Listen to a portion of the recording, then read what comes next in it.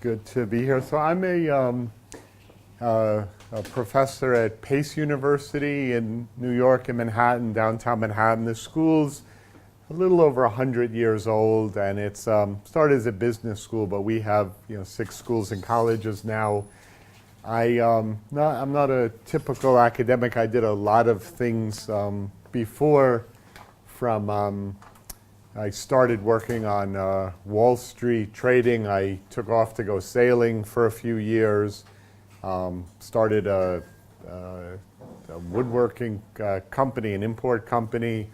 Worked on some forensic firearms identification system in about 25 countries, including all through the Middle East and Israel. And then went back, worked with a VC and a few other things, and then started a company in Australia when I was doing graduate school, and then started teaching about 16 years ago and run the entrepreneurship program and an entrepreneurship lab at Pace. So one of the things, when I've come here for this thing, I guess Ella told you, this Israel Entrepreneurship Initiative, and always happy to speak here. And Ella asked me to talk about something with market research. And one of the things we do is this idea that market research for a startup or a new company has to be very different than what it would be for a big company. So, if a car company like Ford is going to introduce a new car, they know the market. They know they've been making cars for over 100 years. They know who their customers are, what features they want, what price they generally pay, who makes the buying decision, where they're sold at dealerships, how they're financed, insured. They know. And, they may do some typical market research, focus groups or surveys about what new features they want, like how to connect my mobile phone or, some other electronics or integration. But it's a known product, in a known market with known customers. But what you're doing isn't. So how do you find out? And so that's what I'll talk about. And we have the expression, you have to get out of the building. There's no answers in this classroom. And so that kind of market research that we do is very different. So that asked me a couple days ago, so with jet lag at 3 in the morning, I put together these slides. So let's see how they go. This is a first run. Is the doggy cute? Okay. It's my doggy. Is the baby cute? Okay, that's my baby. The reason I put this up, this again occurred to me at 3 in the morning. You guys know Seinfeld? Yeah. So there's a Seinfeld episode with the ugly baby. And you could Google it, and it's about when he goes out to the Hamptons. And, they keep saying, the parents, oh, he's such a beautiful baby. And there's this expression in marketing, the ugly baby test. If I bring in my baby and say, isn't my baby cute? Even if it's cross-eyed or overweight or has some funny looks, no one's going to say, no, it's an ugly baby. Right? Like if someone brings their baby and says, here's my baby, isn't he cute? Who's going to say, no, your baby's not cute, your baby is ugly. Maybe behind the scenes. Yeah.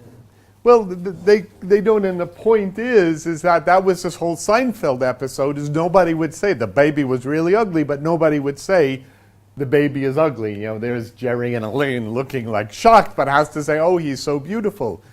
What's the point of this? Everyone says puppies are cute and babies are cute. The point is if you're asking someone a typical survey question, they answer the way they think they're supposed to. You say, I worked, I dedicated the last 2 years of my life to this thing that will save you time and money, and it's only $19.95. Would you pay that? Who says no? They answer the way they think they're supposed to answer. They, generally that's how surveys are answered. So I could give tons of examples, but one example I like Here's back from the early days of the airbags in cars, when airbags weren't required and companies were trying to figure out, would customers pay for airbags? So if I ask you, would you pay for something that could save your life, in a car? And people generally say, yeah, yes. How about this?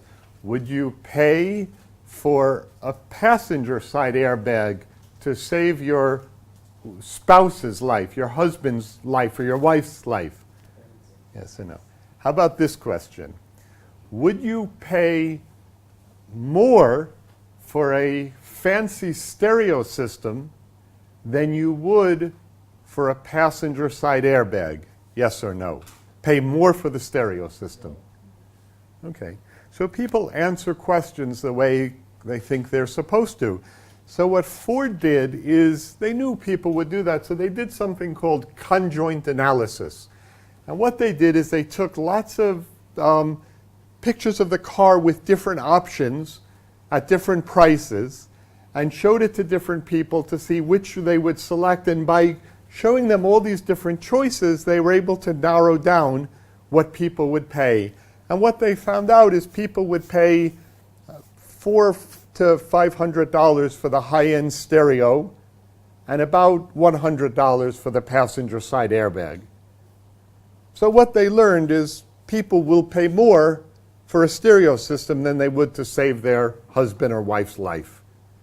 But people answer surveys the way they think they're supposed to, so be very cautious about just going out and asking, would you pay for this? Do you like that? So there's hundreds of examples that I could give, but I wanted to give you two examples. One, which is kind of like a major change, a pivot, and one which is just an iteration. If you read like the Lean Startup or Steve Blank's work, the Startup Owner's Manual. And they're really interesting. So again, with my students, I have them go out and force them to go out of the classroom and to talk to complete strangers that might be their customers. And it's amazing what some people have learned. So let me tell you this one story. This was a professor at City College, the City University of New York. I don't know if you know that. That's the system for New York City. They have 500,000 students. And their crown jewel is the City College. They had more Nobel laureates than any school in the world. So she invented something called a novel lab on a chip, and it was a multi-parametric sensor to monitor viscosity and electrical impedance for, she thought, for petroleum and biofuels. So there's this program through the National Science Foundation where you do this I-Course called Innovation Course, created by this guy, Steve Blank. And they asked me if I would be the industry mentor, not that I know much about the petroleum industry, and then she's the principal investigator, the professor, and then her graduate student, Sophia, is the entrepreneurial lead, they call it. And what you have to do, you go through this program. They made me commit to go through it for 8 weeks of the summer, and it was funded by the National Science Foundation. And you have to do 100 of these customer interviews. So long story short, she was convinced that this novel lab on a chip that can measure viscosity, you know what that means, like the thickness of oh, this is an engineering class, so you guys should know. So she was sure that it would be used in the petroleum industry. They would need it. She didn't know where. Is it the drilling, the pipeline, the refinery, the sale? But they must need to measure viscosity in real time very accurately. So set up these interviews and talk to all these senior people in all different parts of the petroleum industry, and you know what we found out? They don't need it. Yeah, it would be nice, but for 100 years we do the same way. We dip a stick in the thing, we look at it, and we don't really need it. Nice to have, but not really. And so we tried on the drilling, on the pipeline, on the refinery, on the sales. We didn't need it. Now imagine if you put all this time and money to build a company around it, and then people didn't buy it. The reason a lot of startups go out of business, it's not because they couldn't build the product on time or on budget. It's because once they build it, there wasn't customers for it. So you have to know the customer. So we wound up doing all these interviews, and just by chance, we found an industry that says, you have that? I need it. I want it. I'll buy it. Can I get the prototype? And you'll never guess which industry that was, because we never guessed. But just by chance, it was the inkjet printer industry. You know, when you buy a little cartridge for your printer, it costs like $35, whatever, 100 shekels, or whatever it is, or more. I'm sorry, I'm multiplying by 3.5, but it's, yeah, so, you know, it's really expensive, but it costs them a lot of money. So if they make it like, 100-liter batches at a time, and there's a problem with it, it costs them a fortune. Plus, the viscosity is incredibly important because it has to spray out of this little, jet. So it's something that industry was dying for, but she never would have known unless we made those hundreds of customer interviews. This is another one. This is a student of mine. And again, hundreds of examples like this. So that was a major change. We call it pivot, where you have to completely pivot what you're doing. This is more of an iteration. So this guy, you can see he's a young kid, and he's into this anime and manga. I don't know if you guys know what that is. I didn't know what it was. It's like Japanese comic books. And he's a huge fan of these things, and he was sure that his customers were kids like him, basically males between like 13 and 25 years old, and they're interested in a huge selection, and their main criteria is price, because they're young kids, high school kids, college kids without a lot of money. So he was going to start a company, like a pop-up store that goes to these conventions and sells these. So I said, all right, like he's been doing this for a while, but go out and test that, talk to customers. So what he did is he went to a comic book store in Manhattan. He got permission from the manager. He sat there for 8 hours and just watched people. And then the next day he went back and talked to people that were buying. And what he found out was something he didn't even know. His customers weren't young, like 18 to 25-year-olds that were looking for a broad selection at a low price. They're actually people in their 30s and 40s that were not at all price sensitive, because for them they're working professionals and they have plenty of disposable income, and comic book is not an expensive purchase. I don't care if it's $1, $5, or $10. What they cared about, which I had no idea, is supporting the characters, the anime characters like Superman or Spider-Man, in Japan. So they want to make sure that it's authentic material, because if they support it, if they buy the books about the character that they love, that they want to follow, then the company will continue to develop that character and make movies about that character and make more books. So something I had no idea, right? So the novel lab on a chip was a major change, no idea. Even though he's been in this industry for a while, he had no idea. So the point is, you have to go out. And since this is I kept forgetting, this is an engineering class, I was asked to give a talk for the New York Academy of Sciences for their 200th anniversary. And because they're also engineers and scientists, I called it this evidence-based approach to entrepreneurship, or a scientific approach to entrepreneurship. So it, I guess, fits this class. So you start with observation and inquiry. You look at things, and then you construct a hypothesis. I mean, write down a hypothesis. What is your hypothesis that you're testing? She assumed that the petroleum industry would want a chip that measures viscosity in real time and very accurately. That was her hypothesis. So you design an experiment, to test it. That experiment, you could be, going out and talking to people, making a minimal viable product and see how they actually use it. Someone else had created this app. It doesn't even matter what it was, but they were sure, it was a few men that designed it, and they said, yeah, your phone, it won't bother you in a meeting, it's going to vibrate, and that way you'll know to do whatever.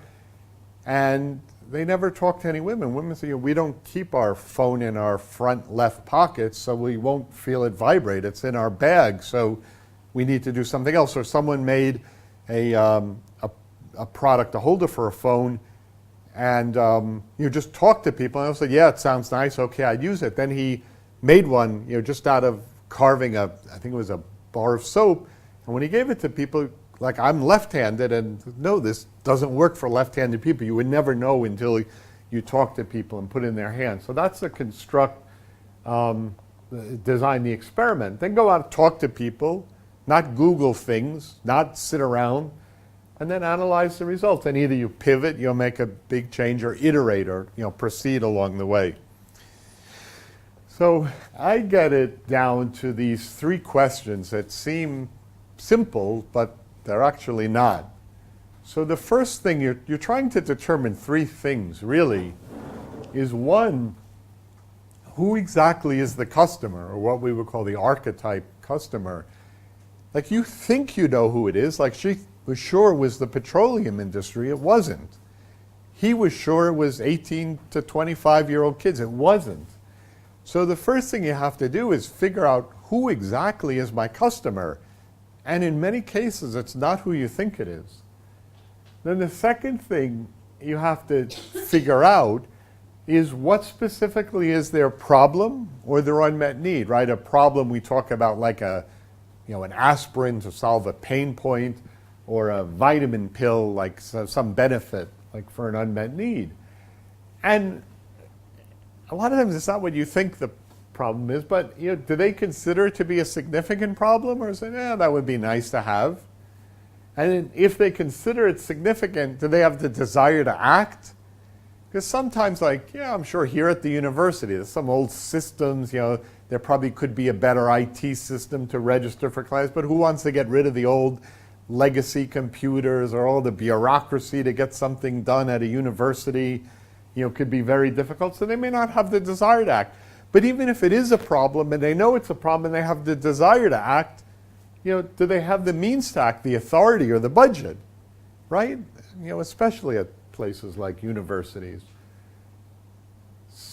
And then the third thing is, that's hard for you to answer honestly, and the only way you'll know is when the customer tells you, is does your proposed solution, your product or service, actually solve their need or fulfill their problem? Like you like to think it does, but until they use it, and sometimes they don't use it at all the way you think they're going to use it, but that's what you need to find out. And this process is trying to figure out, what do I need to learn? Because a startup is not a small version of a big company. And that's what we used to think. Well, whatever we do for a big company, we'll do for a startup, business plan, all that stuff. But in the end, a startup is actually an experiment, a temporary organization, not to see if something can be done, because you can build it, but should it be done? Is there a need for it? Are there customers? So, so one thing I use, and the reason I put this up, not that it's the greatest book, but it's free. And these days, everybody wants something for free. Like my students aren't buying anything.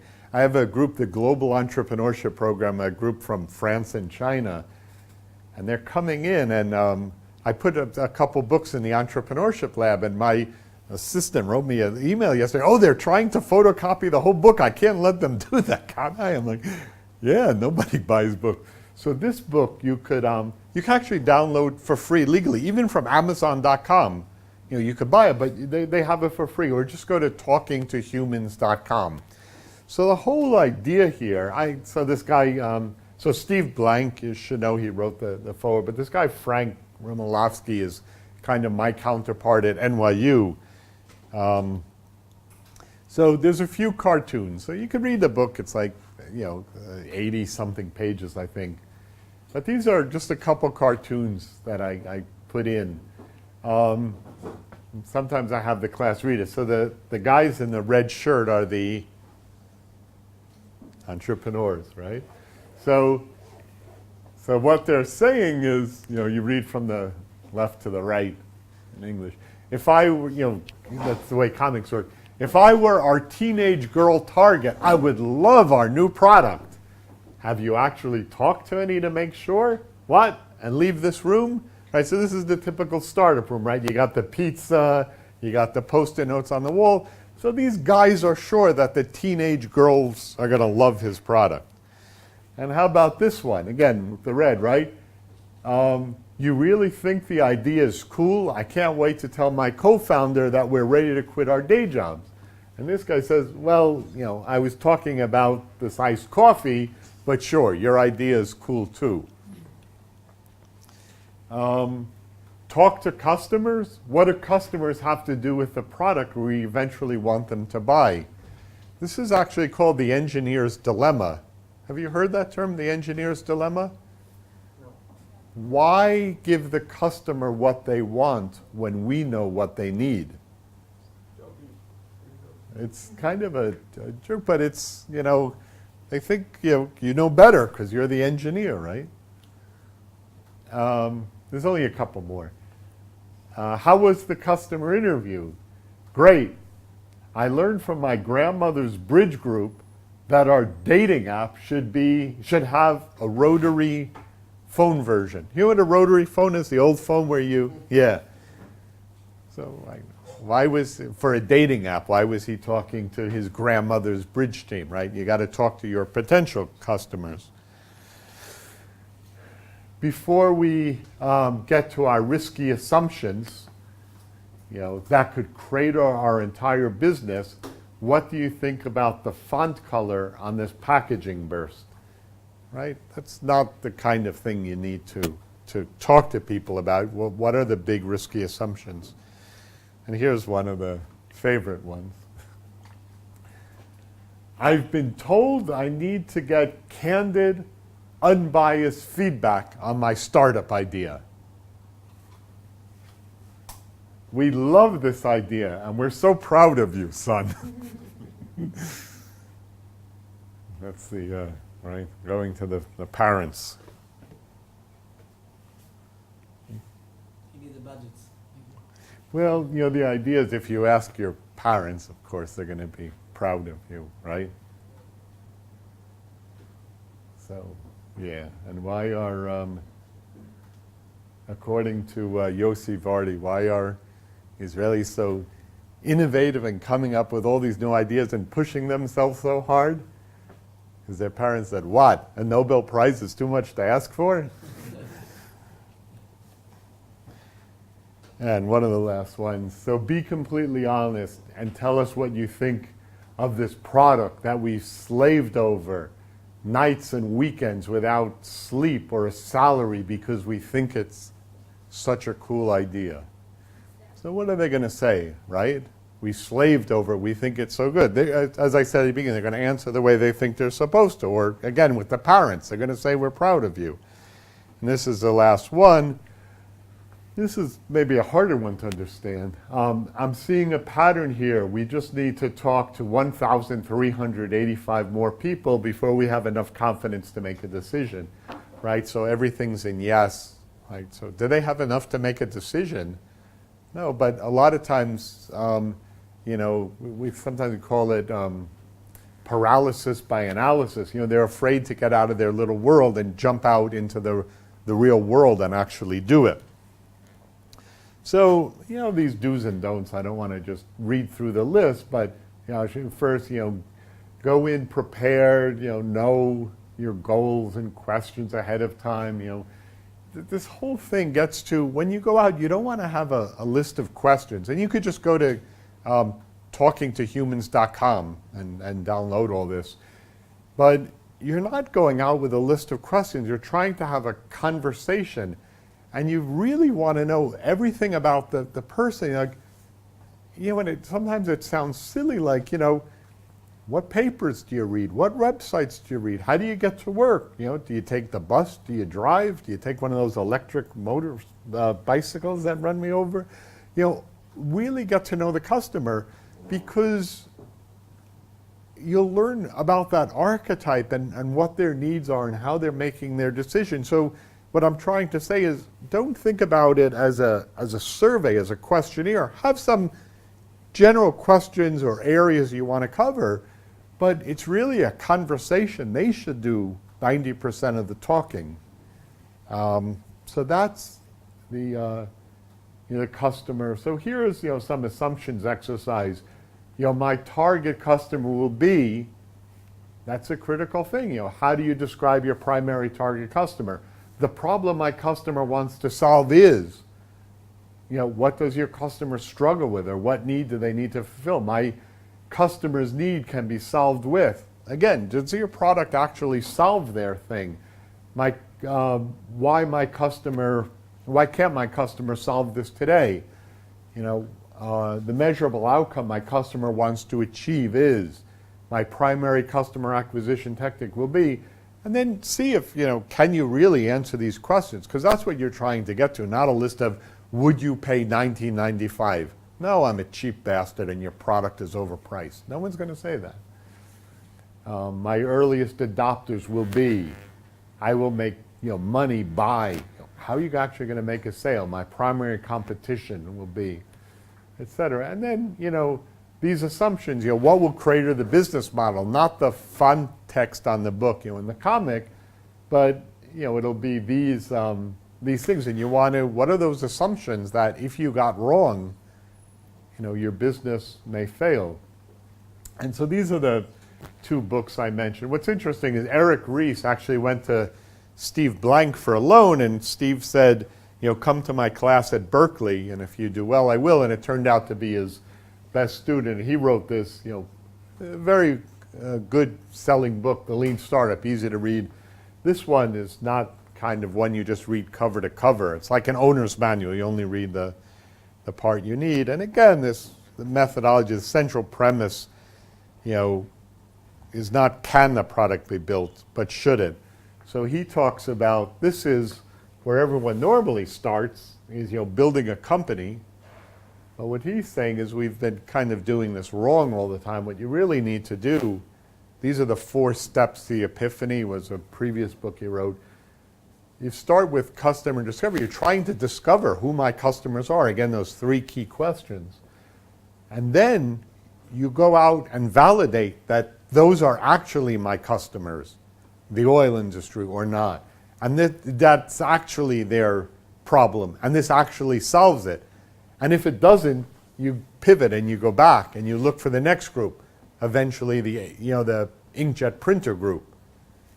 And then once you've validated the customers, then you go on and start building customers and building a company. But what we normally started is not with the search process, but with the execution process.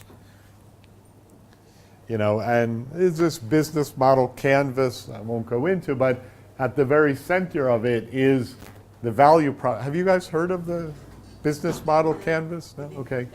Okay. So at the center are these value propositions. And I put in this slide because it's about solving a need or a problem. Satisfy a customer need. Who's the customer? But what's important, it's not about you. It's not about your product. It's not about your technology. Nobody cares that you want to be an entrepreneur, that you always wanted to have an app or whatever kind of invention.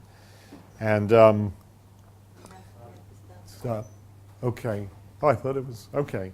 But this is, I think, the last slide. It is. So the timing is right. So this I call the onion. A lot of times when you're looking at a new product, you only focus on the features and attributes. A car goes 0 to 60 in so many seconds, 4-wheel independence, and then disc brakes, this and that. But that's not why people are buying the car, right? What are the benefits or solution? Makes me feel young, makes me look sexy, makes me cool. And then what's at the very core of why people are buying the product? And that's the last slide. I was aiming, I thought it was 2:10. So anyway, that's That's it. Different type of market research. Okay. Thank you very much. Okay.